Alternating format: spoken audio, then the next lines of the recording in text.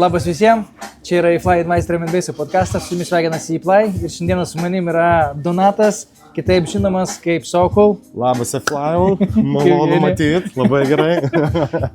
Čia mes šnekam apie artistus, didžėjus, vokalistus, visi, kas turi kontaktą su Drum & Bassu. Tai tu irgi esi, kaip žinau, esi ir didžėjus, ir producas, ir renginių organizatorius. Tai norėčiau sužinoti, kaip iš vis tavo gyvenime atsirado Drum & Bassas ir kaip iš viso dabar iki šiol judi, nes judesys yra ir žinau, kad dabar releasinį muzikos naujos, tai kaip viskas prasidėjo? Čia mokyklos laikais. Kad taip paprašiau, viskas prasidėjo nuo Squadixo. Tai visai grodavo, žinai, pastoviai pafais ir, pastoviai taip praleisdavau tą visą dalyką. Nebuvo kažkas labai įdomaus ir taip toliau, bet po to, žinai, pradėjo Liquido Drum & Bassas kažkaip patikti, žinai, pradėjo lipti. Tai čia kuriais metais įsijungė to viskas? 2011 gal, aš manau. Manau 2011. 2011? 2011, nes kaip dabar prisimenu, pirmą gigą turėjau 2011 lapkričio 11. Tai toks, skaičiai. 11. Jo. Tai 11 metais, man atrodo, ir pradėjau kažkaip praktikuotis, gal metų pradžioj, žinai, ir padėjo Squadixas, padėjo kiti, kaip Recinas, tai vis tiek būdavom bendroj kompanijai daugiau. Aš dabar nežinau tiksliai, bet jie būdų yra iš Anamorphic? Buvo kažkada visi vienoj grupėje. Anamorphic Visions. Tokia komanda yra Anamorphic Visions, tai jie dabar šiais metais, man atrodo, 15 metų švenčia. Geras. 2011, tai apie tą laiką turbūt ir susibūrė kažkur, aš kaip suprantu. Jie anksčiau jau pradėjo visą veiklą ir organizavo renginius ir taip toliau, bet ką noriu pasakyti, kad viskas, sakau, dar aš pats mokykloj buvau. Mailis. Tai baigus jo ir nežinau, kažkaip, žinai, norėjosi kažko daugiau, ne tik, žinai, grojimą, tai galvojau mokyklai suorganizuosim, žinai, vakarėlį. Tai be abejo Squadixas, žinai, buvo ir tuo metu, dabar neprisimenu, ar aš pats sugalvojau, ar Squadixas patarė Babilaną pasikviesti. Tai Squadixas ir Babilanas buvo mokyklo, žinai, diskanė tokiam, tai nuo to viskas ir prasidėjo. Tai viskas ir domėjimasis, ir ta prasme, renginių organizavimas tas pats, tai viskas taip išsijudėjo. Bet vis tiek tavo Drum & Basso kelionė pati prasidėjo nuo plokštelių, tu pradėjai groti pradžiai, taip, tu vis tiek plokštelėmis prasidėjo. Tai prasidėjo plokštelių grojimas ir aš kiek žinau, tai iki šiol groji plokštelėm, bet moki ir digital. Tai kas yra labai fainas, nes mes sakom dabar, jau tie, žinai, jaunieji Drum & Basseriai sako, kad senimas visiškai neprisleidžia kitų, groja tik plokštelėm taip ir viską. Aš sakau, ne, yra, kuris išlenda iš rėmų, yra kas, ne visi, bet tikrai turi tokių. Bet šiaip iš tikrųjų tie, kas yra daugelis, kurie groja plokštelėm ir digital, žinai, ir jiem, ta prasme, nesukelia tai problemų, žinai. Jo, bet tavo, žinai, kai kurių kelionė prasideda nuo plokštelių, kai kurių kelionė prasideda nuo digital, taip, ir jie po to bando plokštelės, tai čia, žinai, dėl to, kad tavo pusė yra iš plokštelių. Tai jeigu dar bando, tai labai smagu, labai cool. Tai dabar šiaip yra, žinok, daug daugiau atsiranda tokių mėgėjų, kurie nori pabandyti, nori pačiupinti tą, žinai, turėti gyvą prisilietimą ir tą, žinai, kai tu turi klausyti, o ne per ekraniuką pasižiūri, sueina viskas ir taip pajudi. Tai cool, tai prasidėjo vis tiek, tai grojai maždaug viską, ką jie turėjo, ar kažką pats rinkai kažkokią kolekciją? Iš principo taip, nes, vis tiek teko rinktis ir ką žinau, playlistą, žinai, ką grot, pavyzdžiui, renginiuose ir taip toliau, bet pagrindė viskas būdavo, tą vadinkim, diskografija visa. Tai, pagrindė iš plokščių, jeigu grodavau digital, tai tekdavo ir kažką ir atsisiųsti, ir nusipirkti, ir, ta prasme, taip pat viskas ir prasidėjo. O po to palaipsniui, tai aišku, tai jau pradedi sekti atlikėjus kai kuriuos ir pradedi daugiau domėtis ir rinktis jau pats. Secret kolekciją turi, kiek jau prikaupęs vinilų? Čia liūdna istorija. Turiu kažkiek, bet labai mažai. Groji kitų vinilais? Ne, aš turiu kažkiek savo, bet esu daugiausia pasilikęs dovanotas plokšteles. Ir šiaip keletą yra tokių, kur MVP, žinai. Tai, o visą kitą kažkaip, žinai, arba išdalinau, arba padovanojau, arba pardaviau, tai taip ir, nes dulkėjau, negrojau ilgą laiką, nes pats patefonų neturėjau ir neturiu, tai žinai, tai teko daugiau digital tada groti ir dar, žinai, uzbo nebuvo tuo metu, tai įdomu dabar yra, buvo įdomu. Įdomu dabar yra vinilais pradėjai, tai vis tiek tai sakei Liquid, tai kada pas tave susiformavo Liquid, nuo pat pradžių, ar tipo atmosferic drum and bassas, ar tiesiog buvo kas ką turėjai, tą ir grojai, ar kaip susiformavo tavo Liquid profilis, nes Sokol yra labiau Liquid drum and bass atstovas, ką tai reiškia, kad groja Liquid, groja atmosferą ir mes visi žinom praktiškai Sokol, Liquidas, nu tai kaip va tas labai ilgą laiką iš tikrųjų grojau džanglą, ilgą laiką. Čia be abejo Liquidas buvo irgi kažkur, žinai, gigose, bet ką noriu pasakyti, ilgą laiką buvo pradžiai džanglas. Tai Old Schoolas, Dubwise'as, Raga džanglas ir panašiai. Bet po to jau kažkiek gal praėjo ilgas laiko tarpas, aišku, ir po to gal kažkiek pervargau nuo tos muzikos. Ir teko pasirinkti šiek tiek tokį ramesnį tempą, ramesnį vaibą. Bet aišku, neatsisakau ir pagroti ir džanglo, ir paproducint, tai čia jau nepabėgsi. Taip. Mes turim komandas čia Lietuvoje ir tu esi vienas iš narių Full Flavor komandos, ar ne? Taip. Esi vienas, tai kaip Full Flavor, kaip ten tavo atsirado visas imprintas ir kaip tenai prasidėjo tavo kelionė irgi. Čia aš kaip suprantu buvo daug jau vėliau, tipo ne 11 tikrai. Oi, ne. Čia buvo prieš 3 metus, jeigu neklystu. Tai su jau minėtų Babylon pradėjom daugiau susitikinę, daugiau pasigrot kartu, pradėjom tokius mažesnius eventus daryti, kad tiesiog palaikyti tą jo judėjimą. Ir kažkaip taip išėjo kalba, kad Babi sako, come on, join. Tu sakai, let's go. Gerai, why not, žinai. Bet tuo metu buvau Twisted Visions komandos narys. Tai kadangi ten viskas jau buvo šiek tiek jau taip apmirę. Atviesė, jo. Jo. O tai Twisted Visions, palauk, tai buvo kas? Tai buvo Artis, buvo kas? Artis, vizionieriai, tai Rapolas su Mindė. Rapolas Mindė, Artis. Tada Melancholas buvo. Grindas irgi buvo ir Artis. Grindas buvo jo irgi kurį laiką. Jo, bet jie kai įstojo, tai jau tada jau ten tas Twisted Visions jau taip čiūčiu. Bet šiaip tais, nėra, kad jie visiškai užges, jie tiesiog veiklos dabar mažiau daro, nes aš mačiau, čia buvo, dabar nepasiniausiai buvo eventas Twisted Visionai grojo. Berods tam Volter, ne, buvo eventas, jo, mačiau vizionieriai ten figuravo, tai ne, gerai iš tikrųjų. Bet jo, irgi matyti, žinai, tas pervargimas viskas, nes buvo ir fabrikas, buvo ir tiltas, tunelis, tai žinai, po tiek metų turbūt irgi šiek tiek ir palisėt gal reikėjo. Gali būti ir taip. Mes ten nežinom, mes tik nežinom actual reason. Tai žinai, tai taip viskas taip susijėjo, kad, Full Flavor. Sakau, viskas, žinai, lyvinu Twisted Visions ir... Tai nuo vieno prie kito, džiaugiu, ta prasme, vis tiek viskas. Jo, ir buvo, aišku, ir Anamortic Visions buvau, nes vis tiek, kaip ir minėjau, ten buvo bendra tokia kompanija, Recinas, Skladexas, ten ir kiti, Dotas, Zontikas, jo, ir buvo ten tų žmonių, bet, Tai Liquid grojimas, tai groti yra viena, tu ir kuri muziką. Jo, dabar... Kuri specifiškai Liquid, dabar tu labai smarkiai įsibėgėjai, jau vėl pas tave pagreitis ėjo. Tai kada tavo kūrybinė kelionė prasidėjo ir kas paskatino, kaip tu sugalvojai taip, kad noriu pakurti? Aš turėjau geografijos mokytoją, kuris kurdavo muziką. Nežinau, gal dar kuria, aš neįsivaizduoju. Okay. Ir sakau, parodykit man, kaip čia kas vyksta. Įjungia man, kaip dabar prisimenu, Magix Music Maker, berods taip vadinasi, kažkoks ten, iš Magix, jo.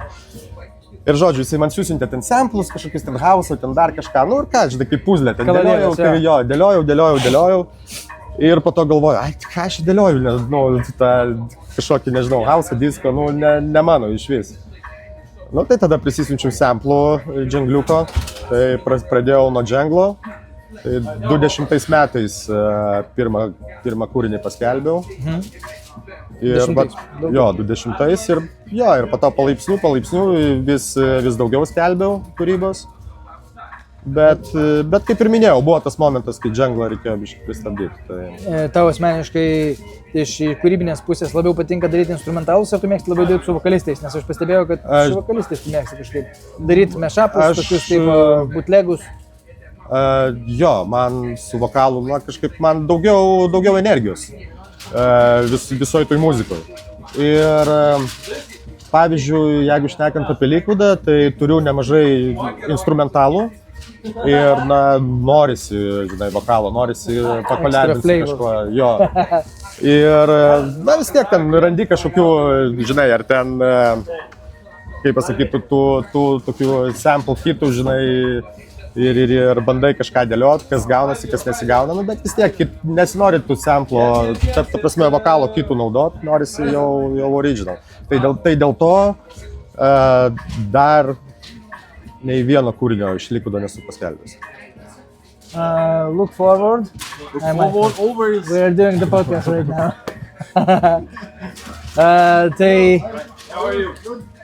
Išblaškit. Tai va, tai kaip ir minėjau, dar neturiu nei vieno kūrinio paskelbęs Liquido. Kada turi kokį planą, nori mums gal kažkaip jau pasakyti, kada čia bus ir kaip bus? Dabar mano planas tik tai kaupti kuo daugiau muzikos, o po to jau kai būsiu tikrai pasiruošęs, jau galėsiu... Turi planų leisti pats savo, ar leisti, turiu omeny ant savęs leisti, ar nori leisti... Kol kas pats savo, bet be abejo siūsiu... Hospitality. Siūsiu tikrai ir label'am, ir ir esu išsiuntęs, žinai, tiek tau, tiek lietuviam. Tai ir Makoto gitu, aš garantuoju tai jiems. Ir 100%. Ir mes su juo kalbėjom, žinai, ir patarimų įvairiausiai irgi duodavo. Mes su juo taip palaikom tą tokį ryšį, tai labai irgi faina, žinai, kad nėra taip, kad, žinai, atsiunti jam ir jisai, čia prodisi, jie, visą laiką feedbackas. Bet, žinok, yra tokių labai daug ir tas ne tai, kad sodina, bet, nežinau, toks, tai maždaug, kam aš to siunčiau. Look forward, 26 metai bus The Year ar 27? Ai, vis tiek, jeigu sakai, kad prikūrėsi profilį, turi kažkokį tai... Gal 27. 27. Look forward, shout out, aš prikabinsiu SoundCloud'ą su Oklo, tai galėsit paklausyti, ką jis jau yra padaręs ir išleidęs ir galėsit pastebėti ir pažiūrėti naujus gabalus, kurie išeis, nes vis tiek jie turbūt bus SoundCloud'e anyways, tai klausimas dabar yra iš mano pusės toksai organizaciniai reikalai, tai vis tiek, ta prasme, pradėjai groti, tada supratai, kad nori kurti muziką ir tada aš kaip suprantu, organizavimas prasidėjo, ar prasidėjo organizavimas jau po grojimo ir tada... Ten praktiškai viskas vienu metu. Praktiškai viskas vienu metu. Tai first of all grojimai, po to perėjo organizaciniai reikalai ir tada jau kūryba. Bet iš principo ten tas intervalas tarp šitų veiklų, jisai ten nedidelis tų laiko intervalas. Tai kuri veikla labiausiai patinka iš šitų dviejų? Grot, maikint ar organizuot? Grot, first of all. Visi turi labai daug challenge atskiri šitie elementai. Jo, aš negaliu taip sudėlioti, nes kiekvieną kartą ten, kaip pasakyti... Ne, tai parašyta klausime. Žinai, kartais, kaip pavyzdys, būna tokių renginių, kur visiškai easy praeina ir tau atrodo, blemba, man čia gal geriau, žinai, sekasi organizuoti. Bet kitą kartą žiūri, ten straglinitės kažko. Bet iš esmės, tai viską man patinka daryti. Tai, nėra taip, kad ten kažkas... Smegenys dūzgia, žodžiu. Jo, ta prasme veikia, minčių yra, bet reikia tiesiog imt daryti. Bet aišku, irgi reikia tam ir laiko ir taip toliau. Jeigu įman, sakykime, grojimus, prisimeni gal kokį vis tiek, mes kaip didžėjai visą laiką turim kažkokių failų, arba kažkokių, kad, žinai, toksai, įsirašo core memory, šaltas prakaitas, ne? Ar turėjęs tu kokį nors tokį, ar prisimeni kažką? Gal jeigu neprisimeni kokio aš prisimenu vienam bare numečiau su didžėjų. Oi. Jo. Ten buvo senas tas modelis, aš dabar neprisiminsiu. 800? 800? Palauk. O palauk, kokie 600 buvo, aš neprisimenu. Gal ten dar senesnis tas modelis. Aš žinok, tiksliai neprisiminsiu, nepasakysiu. Bet ten diskinė, jo. Kažkaip ten gavosi, kad... Nežinau, ar mes ten... Ar baiginėjau grot, ar kaip ten buvo ir man reikėjo atjungti į didžėjų. Ir aš tiesiog kažkaip taip ant žemės. Tai buvo tas momentas, o šiaip jeigu kiti tai tokie, manau, kaip ir pas visus pasitaikydavo, žinai. Ne, ten bandai, jo, ne ant to deko užlaudinį treką, ten... Šaltas raketas. Nežinau. Arklys koks nors gigantiškas ir nepavyksta. Toks man, žinai. Jo, yra, visko būdavo, bet kad taip tokio rimto, nežinau, arba neprisimenu, arba nenorėdavau gal atsiminti. Aš prisimenu, buvo Sintezės festivalis ir aš ten pasiruošęs buvau 2 ar 3 flešiukus.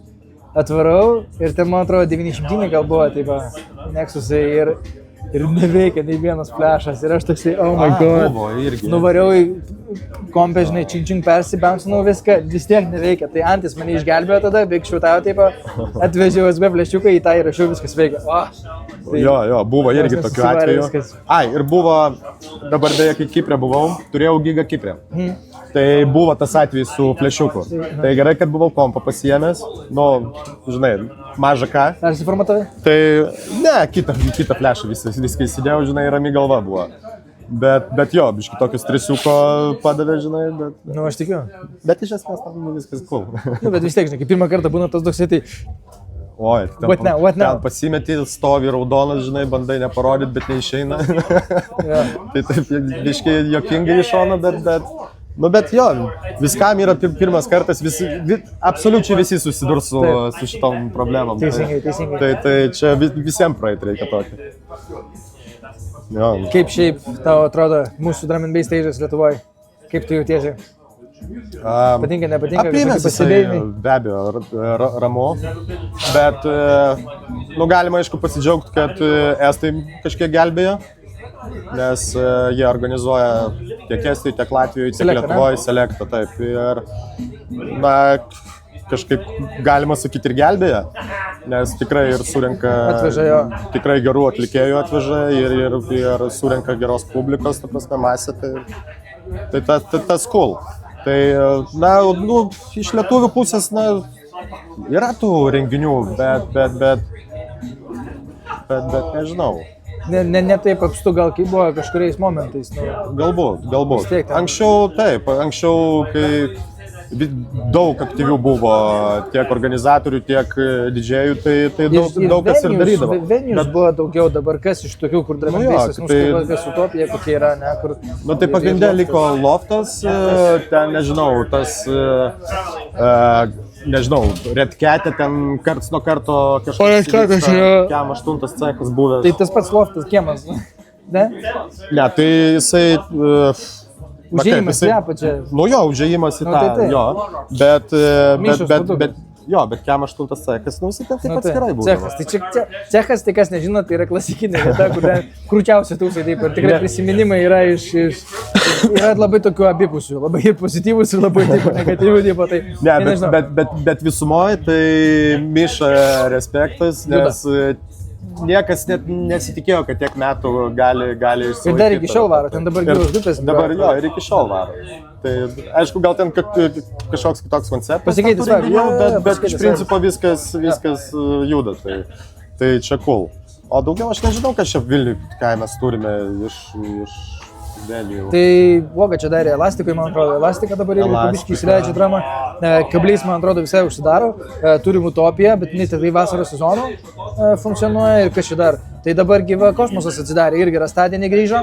Tai Vokiečių gatvį turim Kosmosą, tai tenai būna irgi dabar drum and bass vakarėliai kiekvieną ketvirtadienį, teisingai? Yes. Kiekvieną ketvirtadienį veda daktaras Jungle ir dabar mes... Šiaip, drum and bassas, aš sakyčiau, renginių gal tipo aspektų biški yra sulėtėjęs, bet jis juda kitais aspektais. Poweris turi laidą Tom Bounce'o, Baltijos čempionai LRTO pusė, Šaltas prakaitas yra Start FM, Jo, tai ta prasme, kad, ir mano šitas Smash Sessionsai yra uogos irgi visokiausiai uogienės eventai. Prasme, kad yra tas judesys, jaunimas pabiški traukia lauk, bet konceptas yra biškiliuko kitoks. Mes taip kažkaip dabar, per kitą prizmę tas tobulėja. Neturim tokio tiesioginio išėjimo į viešumą, bet yra labai daug atšakų, kurios vienai, per kelis rautus paleidžia informaciją. Ir anksčiau galbūt būdavo tas tikras undergroundas, kur... Bet... Iški šalta. Tas tikras undergroundas būdavo, kur, Jo. Oi, blemba. Taip.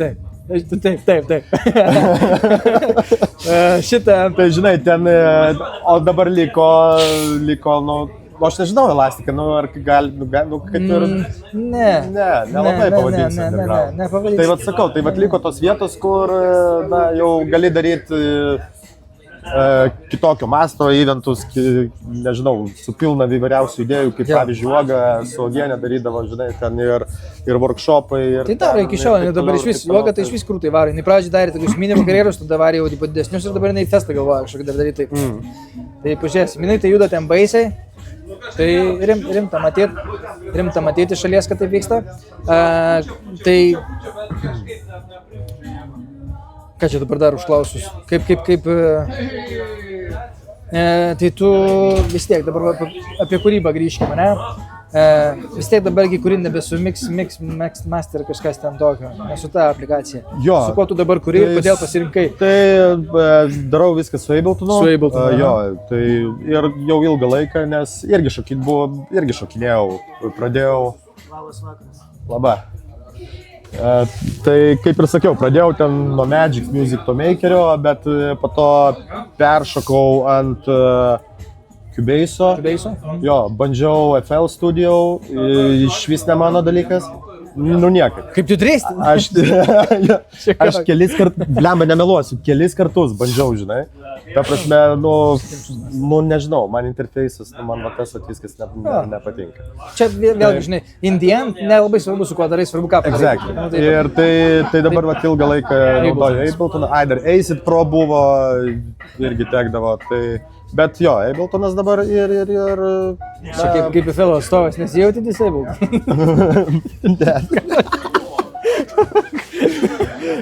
Bet šiaip, jo, labai straglinu šiaip su masteringu. Tai čia etapas yra atskiras.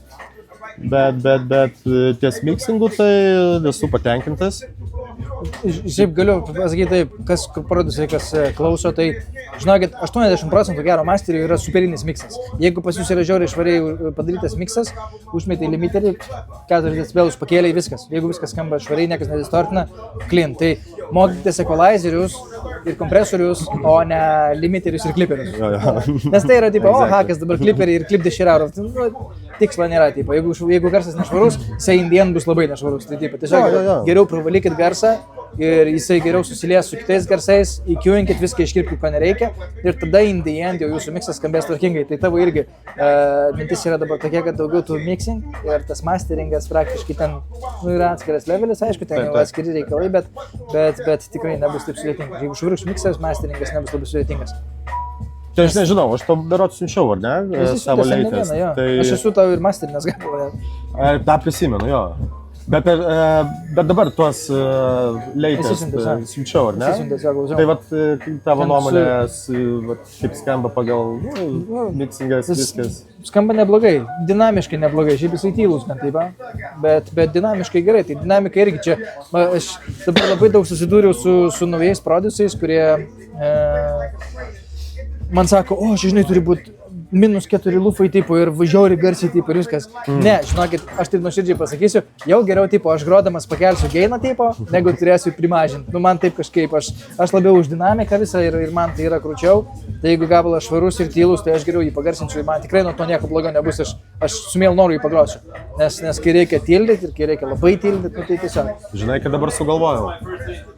Dabar taip kalbam ir apie tą likudą, ir apie mano muziką, ir visą kitą. Galvoju, davai pirmadienį paleidžiu pirmą treką, kurį aš ilgai šiaip laikiau. Ir jisai iš principo finished, tai kaip ir galima leisti. ir senai jau norėjau, tai Hebra. Bandcampas, SoundCloudas, judam. Ar per Spotify leisi? SoundCloudas for sure, Spotify'u aš jau paruošęs ten kitiem releasam. Bet kol kas simple, paleisim free downloadą, pasidžiaugsit, paklausysit. Po šitų podcastų bus nuorada, galėsit paspausti pasiklausyti. Pirmadienį tai čia visai jau neužilgo, tai tikrai, aš kai išleisiu, podcastas bus kitą mėnesį, tai tikrai galėsit laisvai rasti jau tą gabaliuką mūsų aprašymo sekcijoje ir laukiam nesulaukiam. Tai dabar ateities planai kokie? Taip, leisti muziką, bet ar turi kažkokių planų su dar kokiais nors eventais, gal kažką esu numatęs, vis tiek esi dabar kitoj šaly dar pabūnė, ne? Tai vis tiek čia grįžti, tai ar nėra dar to, nepasiliksti to thrill to create an event? Jo, turiu yra minčių, bet... Šiaip, kas nežino, tai Donatas jisai užmeikino praeitais Full Flavor'ais prieš 2 metus. Užpraeitais metais buvo Hospitality. Prieš 2 metus buvo. Big eventas Lofte buvo ir labai fainai buvo viskas. Tai yra minčių pakartot. Bet dar didelis klaustukas ir jo, laiko klausimas. Klausimas dabar yra skirtingi amplua ir pavyzdžiui, būna kai kurie didžėjai, jie ne tik drum and bass meikina. Ar tu tik drum and bass apirlitarai, ar tu darai kažką ir kito? Ar tu vis tiek muzikos kūryba, tai muzikos kūryba? Ne, nedarau nieko. Kažkada for fun, žinai, atsisėdi, ten UK garažą kokį, žinai, ten pasidėlioji. Tai tavo labai toks directly buvo... Nežinau, ir that's it iš tikrųjų, nes pagrindas visada dramas, junglas, nežinau, old school jungle, jo, tai ties tuo. Nenoriu labai šokinėti, nenoriu, ta prasme, persikrauti ir taip daug paprašiau, bent jau man.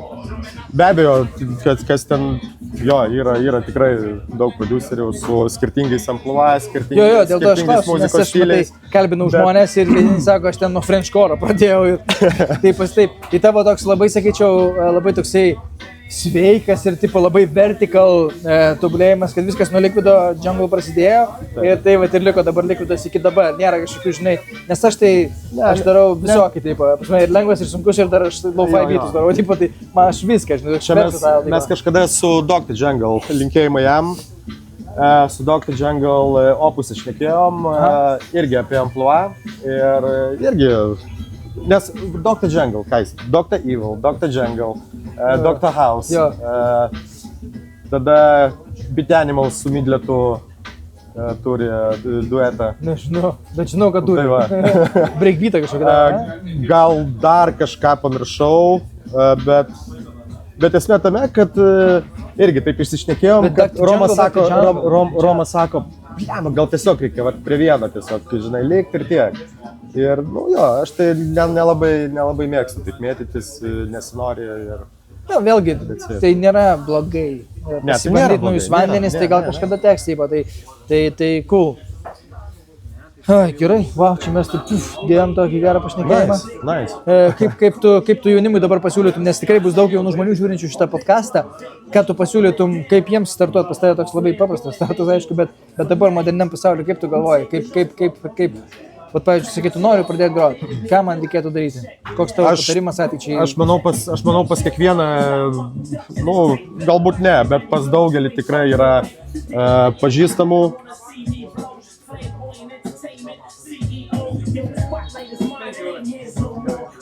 Labai garsiai jau pradėjo. Bet aš manau, gal girdėsis viską. Muzika tai girdėsis, bet labai biškai garsiai dabar.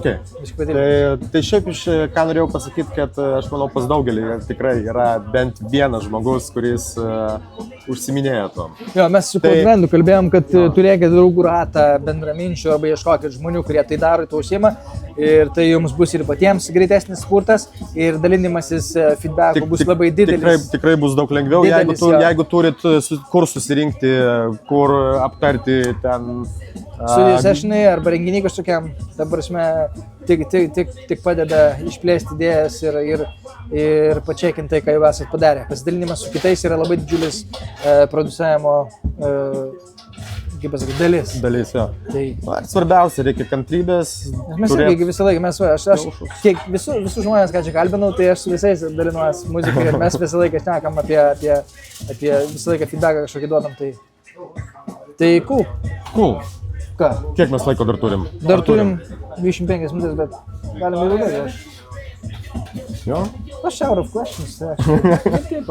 O kiek įprastai laiko trunka? Kiek jau būna tiek?